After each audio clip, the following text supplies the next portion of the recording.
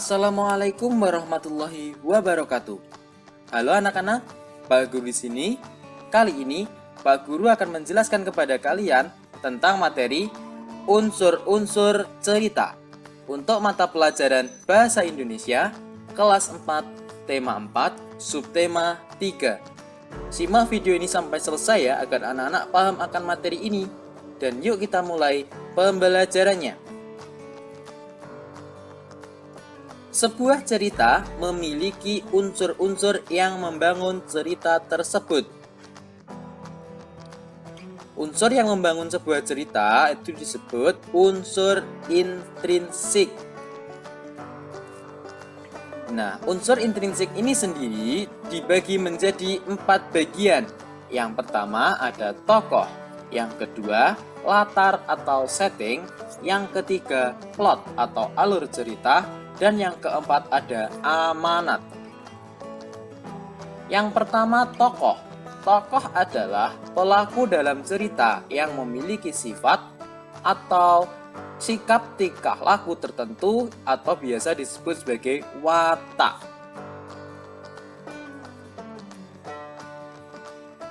Jenis dari tokoh itu ada 3. Yang pertama ada tokoh utama. Tokoh utama adalah tokoh yang menjadi inti dalam cerita.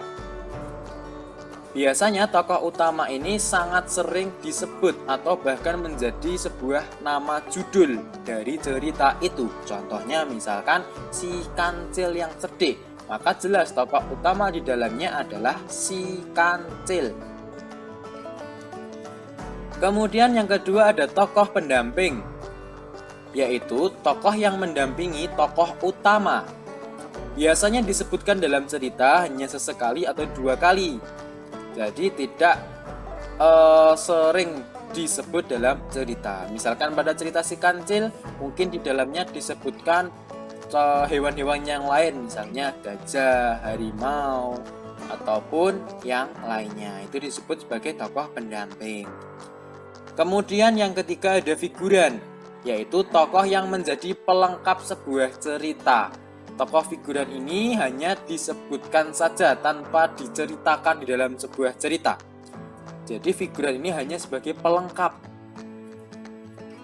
Misalkan dalam tokoh si kancil disebutkan di dalamnya ada Pak Tani, sawah milik Pak Tani. Nah, berarti Pak Tani di sana hanya sebagai figuran karena tidak dimasukkan ke dalam alur ceritanya. Kemudian yang kedua ada latar atau setting. Latar merupakan segala keterangan mengenai waktu, tempat atau ruang, dan suasana dalam cerita. Jadi latar ini berisi tentang waktu, tempat atau yang biasa disebut sebagai latar tempat, suasana atau yang biasa disebut sebagai latar suasana. Macam latar sendiri ada 3. Yang pertama latar tempat. Latar tempat adalah tempat terjadinya cerita tersebut. Misalnya di desa, di kota, di hutan, atau yang lainnya. Pada contoh cerita si kancil hewan yang cerdik itu berarti latar tempatnya atau tempat terjadinya cerita adalah di hutan. Kemudian yang kedua ada latar waktu, yaitu meliputi waktu terjadinya cerita. Misalnya waktu pagi, siang, sore, ataupun malam. Nah, pada cerita si kancil itu misalkan terjadi pada pagi dan siang hari. Jadi latar waktu ini bisa hanya satu latar waktu, pagi saja atau siang saja ataupun malam saja, atau juga bisa menjadi latar waktunya beragam. Misalkan diceritakan mulai dari pagi sampai malam. Tinggal disebutkan saja berarti nanti pagi, siang, dan malam. Kemudian yang ketiga latar suasana, yaitu bagaimana peristiwa itu terjadi. Misalkan peristiwa itu menggembirakan, menyedihkan, atau mengerikan.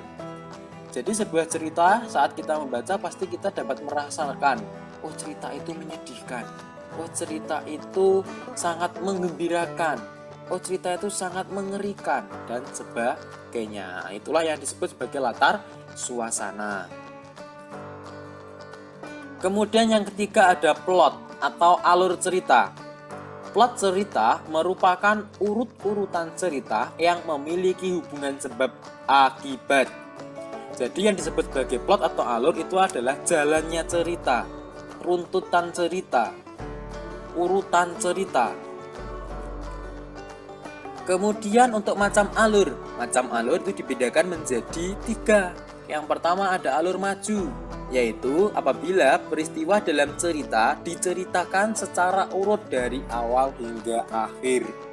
Misalkan cerita tentang kelahiran anak hewan. Nah, mulai dari anak hewan itu lahir sampai anak hewan itu menjadi remaja dan besar, itu kan maju terus dari awal sampai akhir, itu disebut alur maju.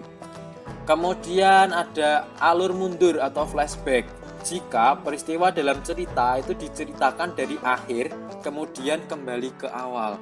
Jadi dalam cerita tersebut menceritakan masa lalu. Nah, masa lalu dari tokoh yang ada dalam cerita itu disebut sebagai alur mundur atau flashback. Kemudian yang ketiga alur campuran, yaitu gabungan dari alur maju dan alur mundur.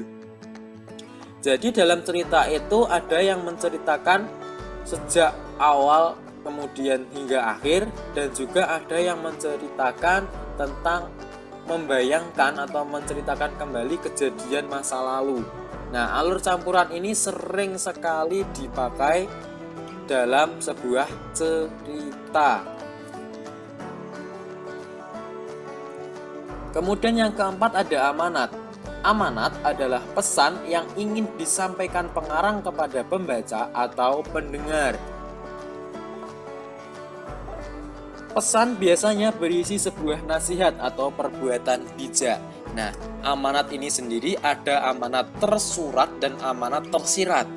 Untuk amanat tersurat, itu amanat tersebut ada di cerita tersebut. Jadi dituliskan oleh pengarang cerita atau pembuat cerita pada cerita tersebut. Dituliskan di sana amanat dari cerita itu apa. Kemudian ada amanat tersirat. Amanat tersirat itu kita bisa ketahui dengan cara membaca cerita itu dan kita menyimpulkan apa amanat yang kita ambil. Misalkan pada cerita si kancil mencuri timun, amanat di dalamnya adalah kita tidak boleh menjadi seperti kancil yang suka mencuri barang yang bukan milik kita. Nah, seperti itu. Itu yang disebut sebagai amanat. Dan amanat perlu digarisbawahi itu selalu berisi sebuah nasihat yang baik, itu disebut sebagai amanat. Nah, itu tadi anak-anak penjelasan singkat dari Pak Guru tentang unsur-unsur dalam cerita. Ya, ada 4 tadi sudah Pak Guru jelaskan secara singkat. Semangat belajarnya. Apabila ada hal yang ingin ditanyakan, tanyakan di kolom komentar. Wassalamualaikum warahmatullahi wabarakatuh.